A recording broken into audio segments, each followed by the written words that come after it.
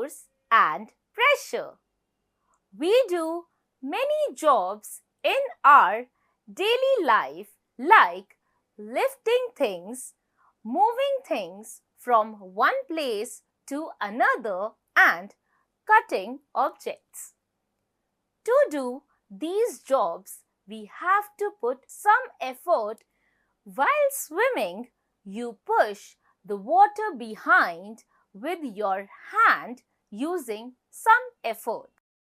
While playing football, you hit the ball with some effort. Similarly, while opening or closing a door, we have to push or pull the door handle. So, in our everyday life, we observe that some effort is required to do these activities. This effort can be a push or pull. So, in a simple way, a push or pull on a body is called force. The SI unit of force is Newton. It is denoted by N. The direction in which a body is pushed or pulled is called the direction of force. Thus, for a force to occur, objects must interact with each other. If various forces act on an object from different directions, the sum of these forces is called resultant force or net force. If two equal forces act on a body in opposite directions, then net force will be 0, which is called balanced force. Consider the following example. In a tug-of-war match, the team that applies more force, rope moves towards that direction, and net force is the difference of force acting between two teams. This force is unbalanced force. If the two teams apply the same force, the rope will not move. In this case, net force is 0. Effects of force. Force cannot be seen. It can be judged only by the effects which it can produce on various bodies or objects around us. Force can produce the following effects. Number 1. Force can make an object move from its position of rest. We can make an object move by applying force on it. For example, when you pluck an apple from the tree, you pull the apple towards yourself. Similarly, a ball at rest on ground starts moving when hit by a hockey stick. Number 2. Force can stop or slow down the moving objects. A ball is stopped by a football player by applying force in the direction opposite to that of the movement of ball. In the given figure, the force applied by the lady makes the moving child stop. When you apply force on the brakes of a moving car, its speed slows down or the car stops completely. So, a force can stop a moving object or can reduce the speed of the moving object. Therefore, it can be said that a force can change the speed of moving objects. Number 3. Force can make a moving object move faster. When you push the child swinging on a swing with a force, it swings faster. When we apply more force on the paddles of a moving bicycle, it moves faster. When a football player hits a moving football, the ball starts moving faster. So, by applying more force in the direction of moving objects, they move faster. Number 4. Force can bring change in the direction of moving objects. Force always has some direction. When a football player hits the ball coming towards him, the ball goes to the goal post. The player applies the force on the football to change its direction. A force can also change the direction of a moving car. In the game of carom, when we take a rebound, then the direction of striker changes. This is because the edge of the carom board exerts a force on the striker. From the above examples, we have noticed that by applying force, we can change the direction of moving objects. Thus, we can say a force always has some direction and the body on which it acts changes or tends to change its position in the direction of the force. Number 5. Force can change the shape and size of objects. The force applied by a lady using a rolling pin changes the shape of the dough kneaded flour into a round chapati. When you squeeze toothpaste tube to take out toothpaste, its shape changes. Similarly, when you squeeze a tomato, it gets squashed. Types of force. Now we know that we cannot see the force itself, but we notice and experience its effects. These effects are produced by the forces of pull or push. In all kinds of pushes or pulls, we must apply the force on an object either directly or through some connector. Sometimes force can act through distances. Thus, force is of two types: contact force and non-contact force. Contact force. When force is applied physically through a direct contact between the two objects, it is called contact force.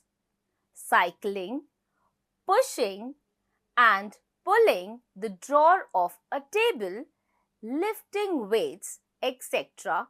are some examples where we apply force on them through contact of our feet or hands.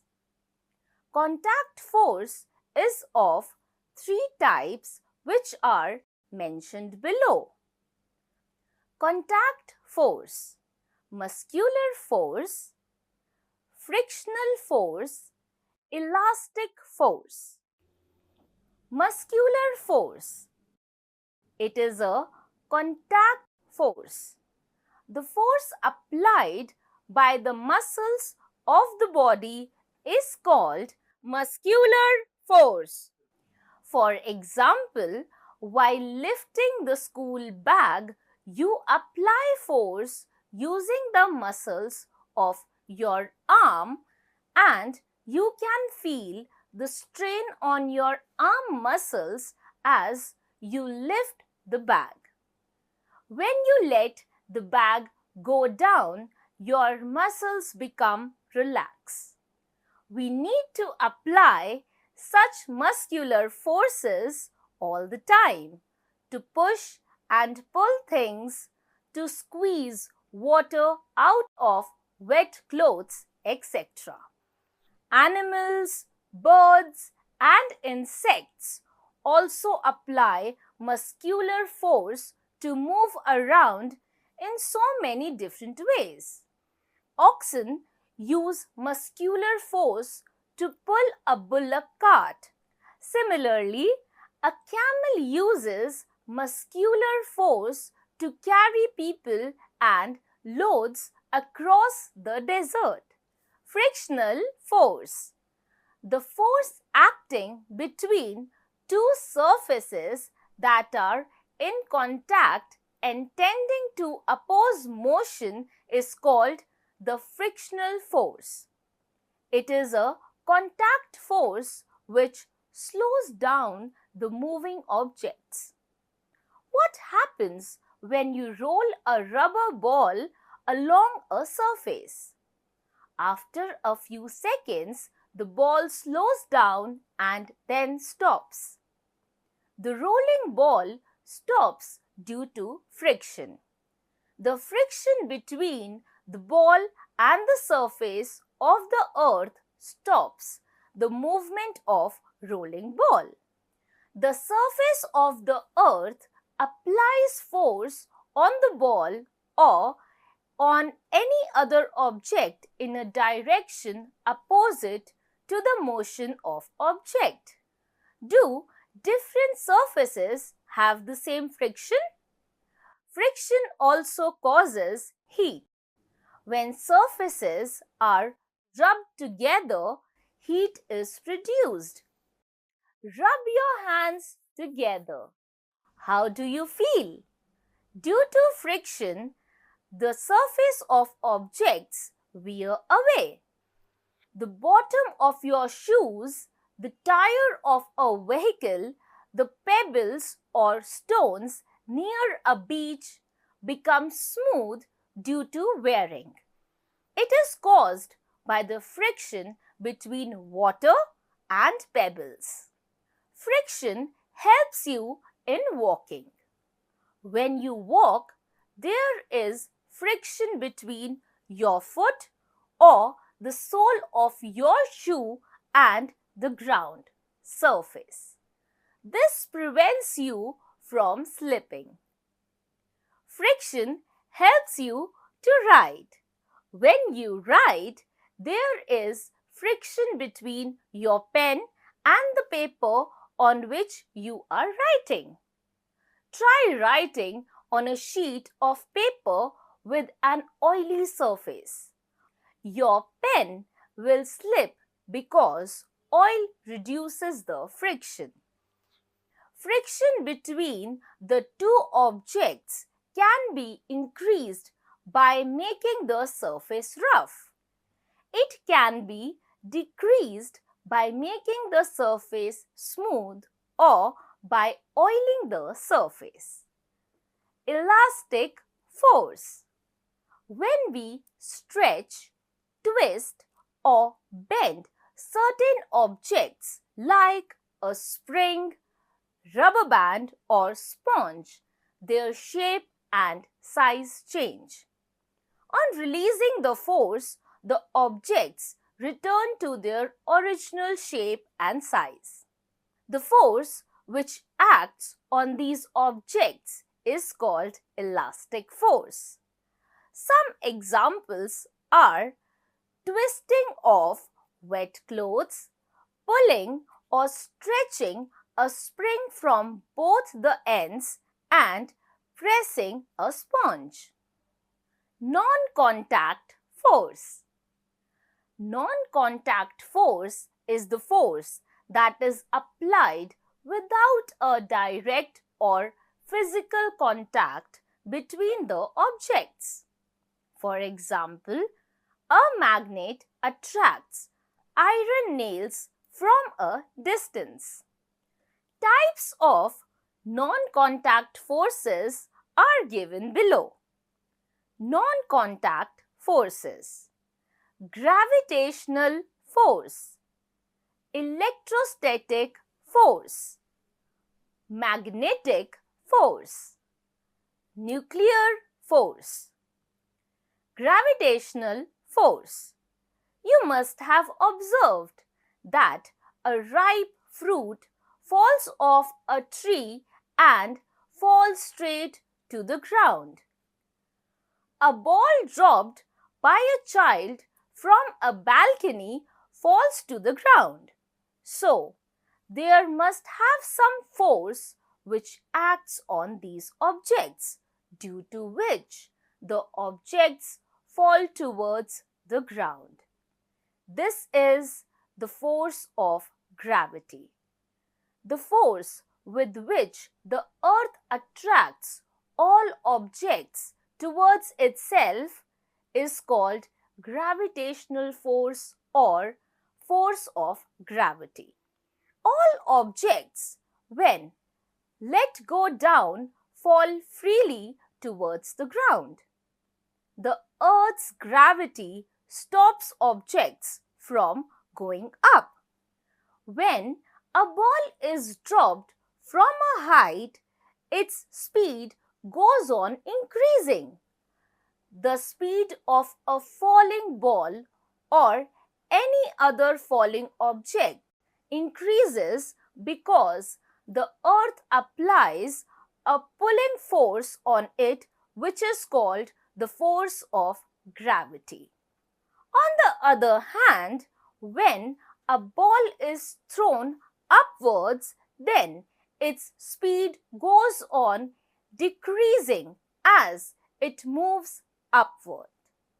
This is because the earth applies a pulling force of gravity on the ball in the downward direction opposite to the motion of the ball. The force of gravity depends on the mass of object and their distance from each other. Objects with larger mass have a larger force. Therefore, an object with more mass will have more weight. The force by which earth attracts a body is called the weight of the body on the earth. We measure weight with a device known as spring balance. Mass of a body is measured in kilogram, whereas weight is measured in newtons or kilogram force, kgf, or kilogram weight, kgwt. Distance between object and the earth also affects gravitational force acting on the object.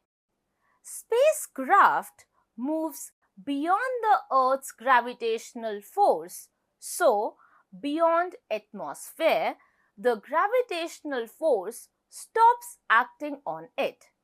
Whereas a ball thrown high in air comes back to the earth due to gravitational force. Electrostatic force: the force exerted by an electrically charged body is called electrostatic force. This force acts from a distance, therefore, it is a non-contact force. This electrostatic charge attracts the pieces of paper with a force which is called electrostatic force. Take a small balloon and inflate it. Next, rub it on your hair for a few moments. Now, place it against a wall. The balloon will stick to the wall. This is because of electrostatic force. Magnetic force. You have often seen a magnet. It attracts iron nails, pins, keys, and other objects made of iron, nickel, and cobalt. A magnet also attracts or repels another magnet. The force associated with a magnet is called a magnetic forces. Magnetic force acts from a distance, therefore it is a non-contact force. Magnets develop a force in the area around them where they are placed. The area of force around a magnet is called magnetic field. We cannot see a magnetic field, but we can see what it does. The earth also has a magnetic field. It is surrounded by magnetic lines of forces. We can use magnetic compass to see the magnetic fields of the earth. Nuclear force. Nuclear forces act among the small particles in the central part of an atom, which is called nucleus. They are very strong non-contact forces which hold the particles together. Spring balance. Spring balance is a device which is used to measure the weight of a body. The object to be weighed is attached to the hook of spring balance, which is held vertically either from a hook or with a hand. The spring gets stretched due to the gravitational pull and hence the pointer slides downward on the engraved scale. The weight of the object is read from the position of the pointer on the scale. Pressure. So far, we have discussed forces acting at a point on a body like pushing and pulling. Let us now consider forces acting over an area. When you press down the handle of a bicycle pump, the pressure of air within the pump increases, and this in turn inflates the bicycle tire. When you push the handle of a bicycle pump, you apply a force on the surface area of its piston. So, the effect of force also depends on the area of the object over which it works. When you were standing, all your weight was acting only on your feet, and when your whole body was lying on the bed, then your weight was distributed over your whole body, which has a larger area as compared to your feet. This effect of force on a given area is called pressure. Thus, we conclude that pressure depends on two factors. Number 1, force applied, and number 2, area over which force acts. Pressure is the force per unit area. Pressure is equal to force upon area. P is equal to F upon A. From the above formula, the following conclusions can be drawn about pressure. The lesser the area of contact of a given body, the more is the pressure exerted by it. The more the area of contact of a given body, the lesser the pressure it will exert. The more the force acting on a body, more is the pressure it will exert. We have just defined pressure in terms of force. Pressure can also be defined in terms of another force called thrust. The force acting on a body perpendicular to its surface is called thrust. Actually, thrust is the total force acting on the surface of a body. So, we can also define pressure as thrust per unit area. That is, pressure is equal to thrust upon area. The SI unit of pressure is Pascal, PA. Example: if a force of 20 Newton is applied over an area 25 centimeter square, calculate the pressure produced.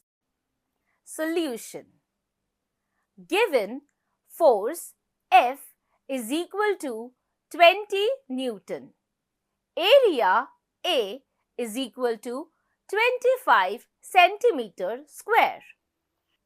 First, convert the unit of area from centimeter square to meter square. For this, we will multiply the given area by the factor of 1 upon 10,000. This implies that area A is equal to 25 upon 10,000 is equal to 0.0025 meter square. We know that pressure P is equal to force upon area is equal to F upon A. P is equal to 20 upon 0.0025 is equal to 8,000 Newton per meter square or 8,000 Pascal. Therefore, pressure P is equal to 8,000 Pascal. Hence, the pressure exerted by the force is 8,000 Pascal. Applications of pressure. There are lots of examples in nature where the right kind of pressure is used for the appropriate act. Some of them are explained below. Number 1. It is difficult for us to walk on sand because our feet sink into it. On the other hand, a camel, which is much heavier, can easily walk on sand. This is because a camel has broad feet. The weight of the camel is spread over the large area covered by its feet. Thus, the pressure exerted by its body on the sand is less. Number 2. A school bag has wide strap made of thick cloth so that the weight of bag falls over a large area of the shoulder of the child. This produces less pressure on the shoulder and hence the child can carry heavy school bag more comfortably. If the school bag has thin straps, then the weight of school bag will fall over a small area of the shoulder. This will exert a large pressure and will become very painful for the child to carry the heavy school bag. Number 3. It is easier to walk on soft sand with flat shoes rather than shoes with sharp heels or pencil heels. A flat shoe has a greater area in contact with the soft sand, due to which there is less pressure on the soft ground. That is why flat shoes do not sink much in soft sand and it is easy to walk on it. While a sharp heel has a small area in contact with the soft sand and so exerts a greater pressure. So, the sharp heels sink deep into soft sand and it is difficult for the wearer to walk on soft sand. Number 4. When a man walks on the ground, the pressure on ground is more than when he is standing. The reason for this is that when a man is walking, then at one time only his one foot is on the ground. Due to this, the weight of man falls on a smaller area of the ground and produces more pressure on the ground. On the other hand, when the man is standing, then both his feet are on the ground. Due to this, the weight of the man falls on a larger area of the ground, which exerts less pressure on the ground. Number 5. A woodpecker hammers at tree trunks with its beak, which is sharp, pointed, and long. The force falls on the small area at the tip of its beak. Hence, due to its large effect, it can make a hole in the wood very fast. Number 6. It is easier to cut an apple with the sharp side of knife than the blunt side, because the sharper side has a less area. Number 7. The tip of a sewing needle is made sharp so as to put large pressure on a very small area of cloth. Similarly, a nail has a pointed tip so that when it is hammered, the force of hammer falls on a very small area of wood or wall to create a large pressure which penetrates the nail into wood or wall easily. Number 8. The skis used by skiers are long and flat, which reduce the pressure on the snow.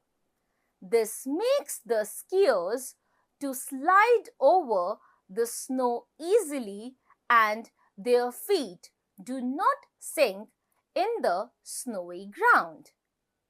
Number 9. The tires of buses and trucks have broad and double wheels so that the pressure on the tires is reduced and they do not burst. The bigger the wheels, the less is the pressure on them, so that they can carry greater weight. Number 10. Potters wear turbans while carrying heavy loads on heads. By doing this, pressure on their heads gets reduced due to the increase in area of contact. Number 11. An army tank weighing more than 1,000 tons rests upon a continuous chain.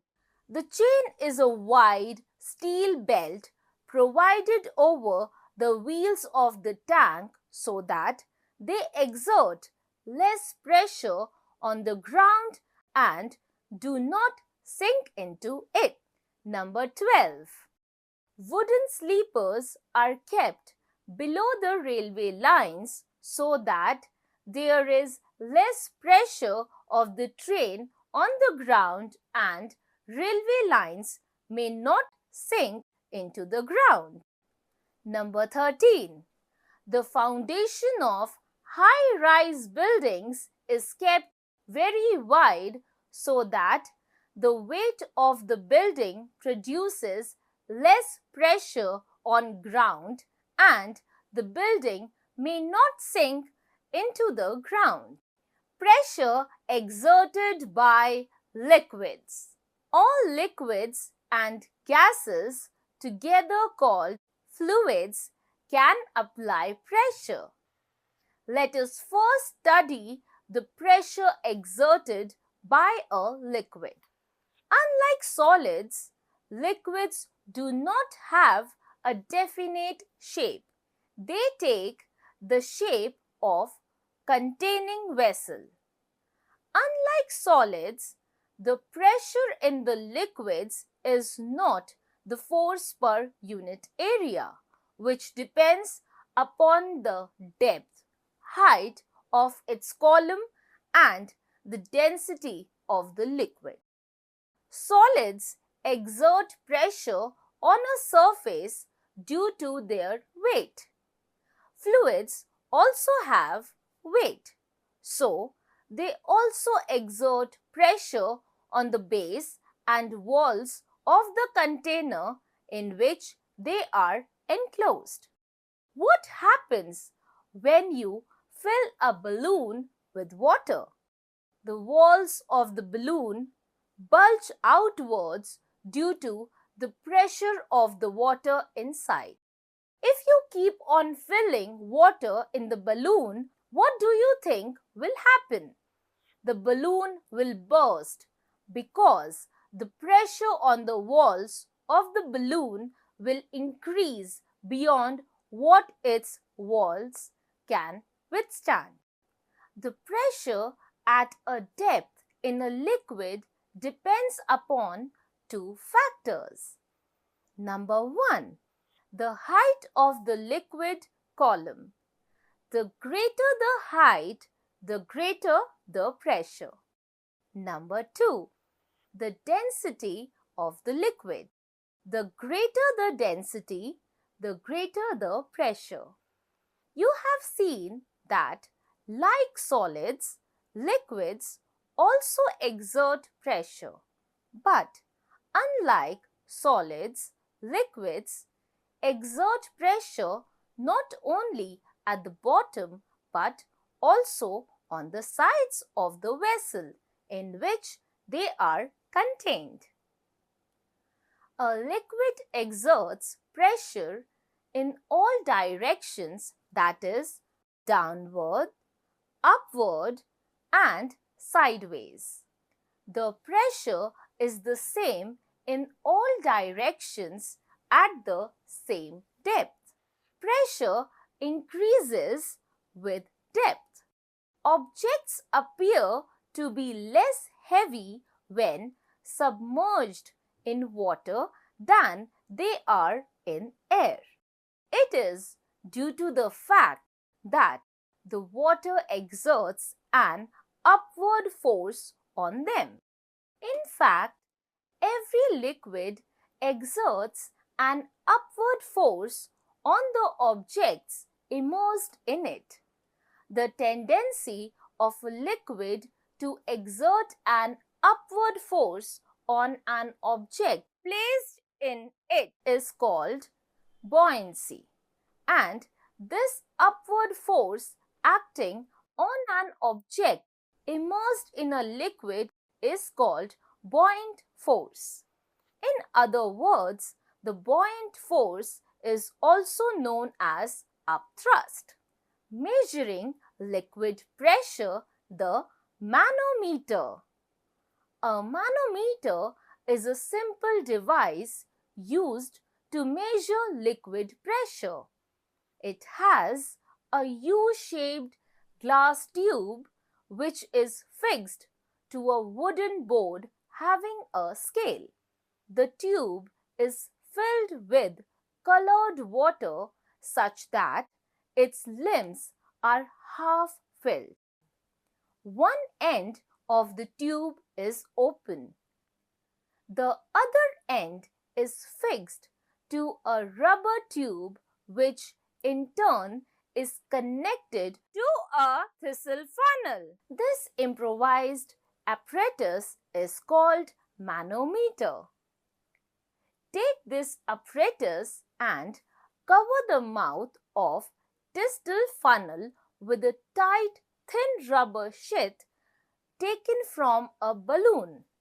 If you press the rubber sheath lightly with your fingers, the pressure on it increases. Due to this, the water level in limb A will go down and in limb B will go up. You can read the difference in water levels on the scale.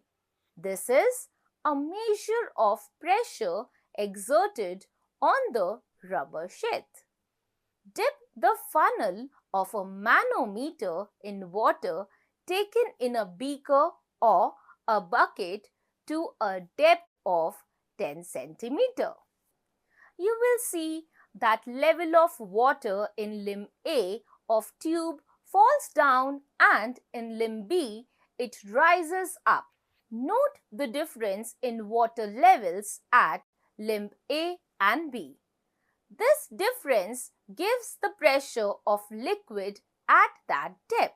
Measuring liquid pressure in different directions at the same depth. Now, keeping the funnel at the same level, change the direction of mouth of funnel to sideways, as in figure B. The rising level of water in tube remains the same. This shows that liquid pressure does not change. This proves that at the same depth, a liquid exerts equal pressure in all directions. Now, increase the depth to which the funnel is exerted to 15 centimeter and then to 20 centimeter. Figure C. Does the pressure increase with the increase in depth? This proves that liquid pressure increases with depth. Consequences of liquid pressure. Number 1. We know that the pressure exerted by water in the oceans increases with depth. Very deep down, the pressure is enough to crush the human body. That is why deep sea divers wear special suits which can withstand such high pressures and prevent their bodies to crush. Number 2. When deep sea fish are brought up to the surface of sea, their bodies flow at a very high pressure. At the surface of sea, the pressure outside suddenly decreases. Due to this difference in pressure, their bodies burst open. Submarines are built of hard, thick sheets of metal to withstand the high pressure of underwater. Pressure exerted by air. Our Earth's surface is covered with a thick layer of air called the atmosphere. The air is thick near the surface of the Earth. It becomes thinner and thinner as we go higher up. Like all gases, air also has weight and hence it exerts pressure. The air in an average living room weighs over 100 kilograms. Just as water pressure is caused by the weight of water, the weight of all the air above the earth exerts atmospheric pressure.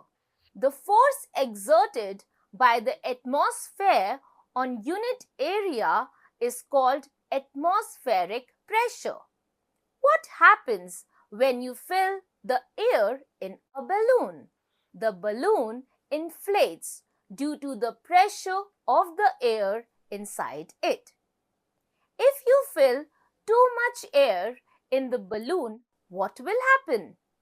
The balloon will burst because the pressure on the walls of the balloon will increase beyond which its walls can withstand. Air exerts pressure in both upwards and downwards direction. The crushing can experiment. Take an empty metallic can. Pour some water in the can and heat it without cap until water begins to boil. When the water starts boiling, the steam is formed. It pushes out air from the can. When the steam starts coming out continuously from the mouth of can, stop heating and immediately put the cap back. Remove the can from the burner and pour cold water on the can. You will notice that the can gets crushed from all sides as shown in figure. Why does this happen? It is because on pouring cold water, steam inside the can immediately changes into water, leaving a partial vacuum inside the can. As a result, the excess atmospheric pressure outside the can crushes inwards. This shows that air exerts huge pressure in all directions. Measuring atmospheric pressure. An instrument called barometer is used to measure atmospheric pressure. It consists of long and thin tube filled with mercury and closed at one end. The open end of the tube is placed in a small trough full of mercury. The pressure exerted by air on the mercury of trough is able to hold certain height of the mercury column. When the air pressure is low, the mercury will move down, and when the air pressure increases, the height of the mercury column increases. We can measure the pressure by the weight of mercury column in mm of Hg. At sea level, it is 760 mm of Hg.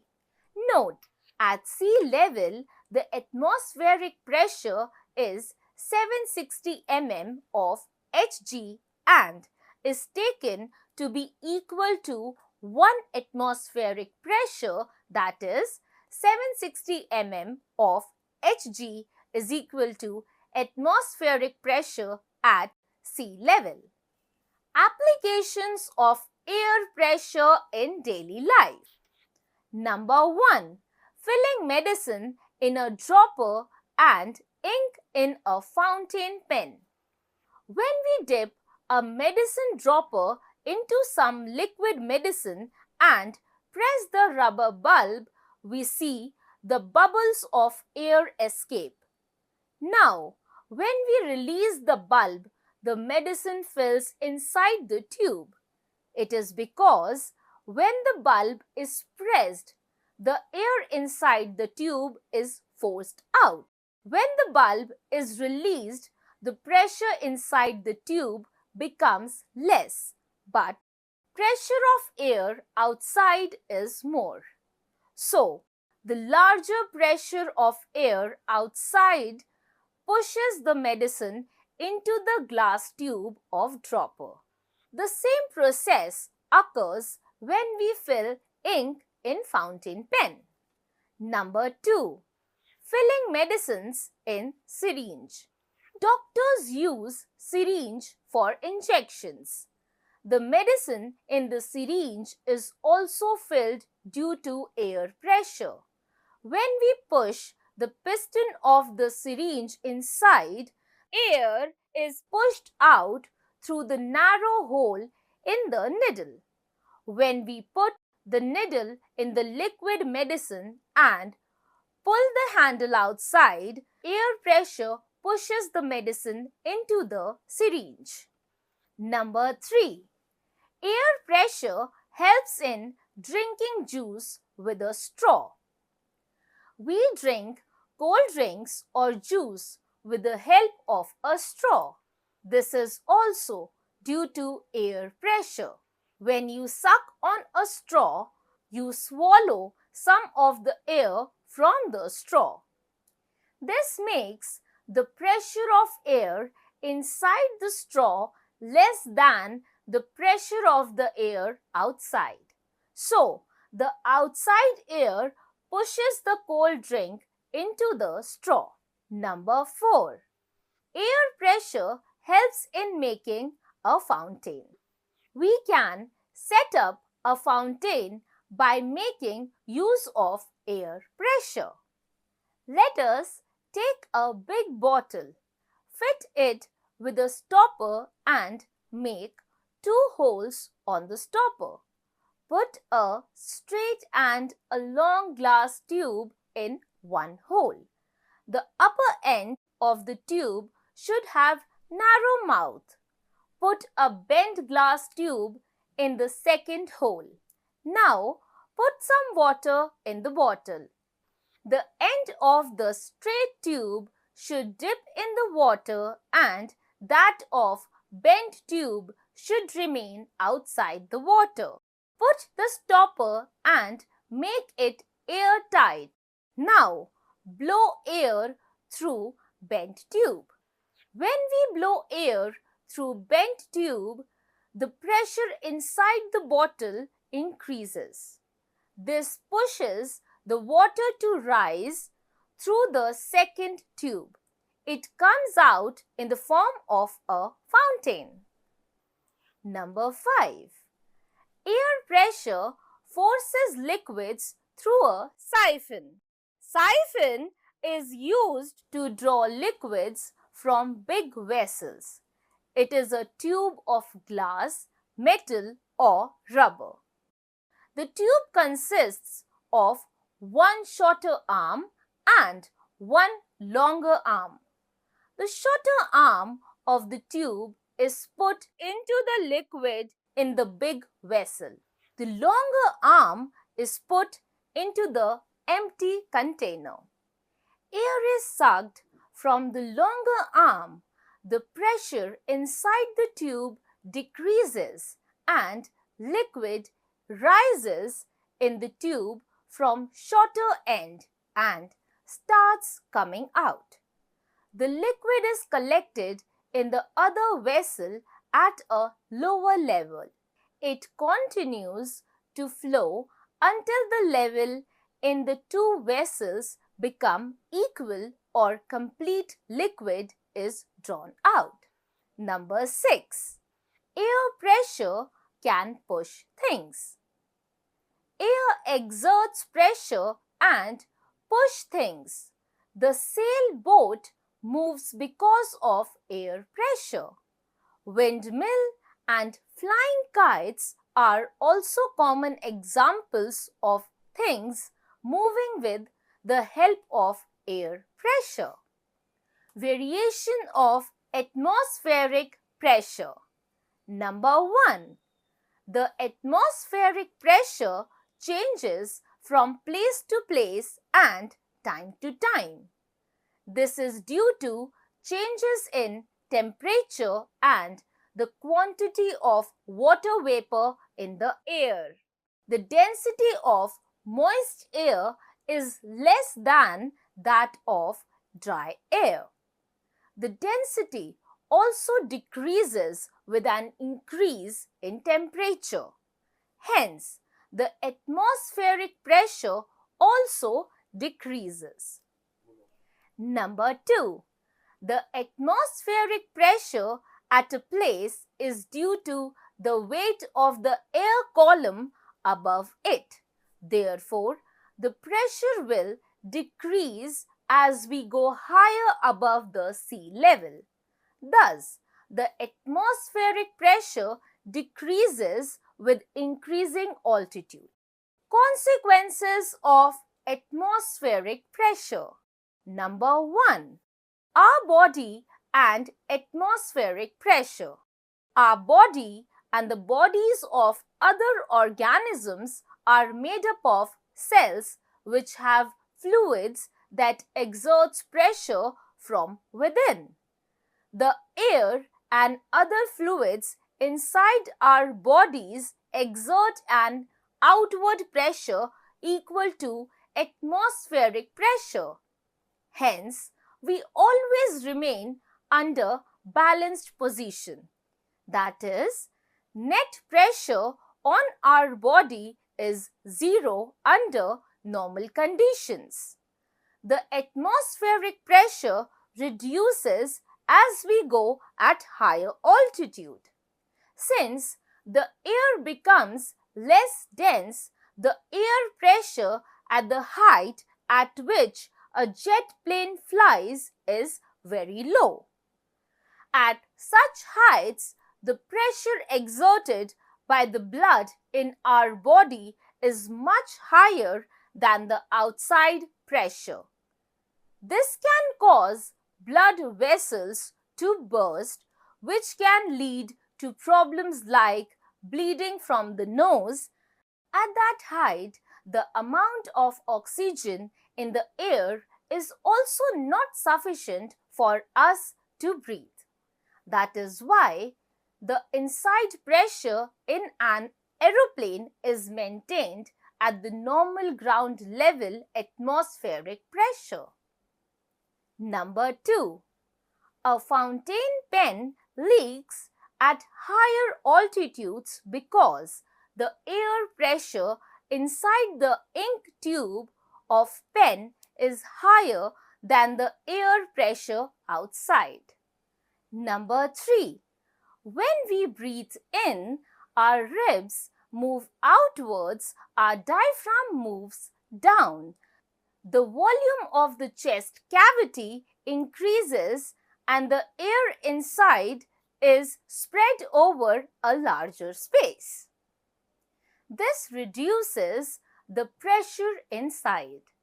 The air pressure outside is greater and pushes air into the lungs. Number 4. Studying the pressure of different parts of the atmosphere helps meteorologists to make predictions about the weather. Ships out at sea carry barometers to warn them of storms. Signs in the vicinity. Aeroplanes carry an altimeter, a special kind of barometer which helps them measure the altitude at which they fly. The moon's gravitational pull is strong enough to move the oceans, creating tides. This means that the fuller the moon is, the higher the tides will be.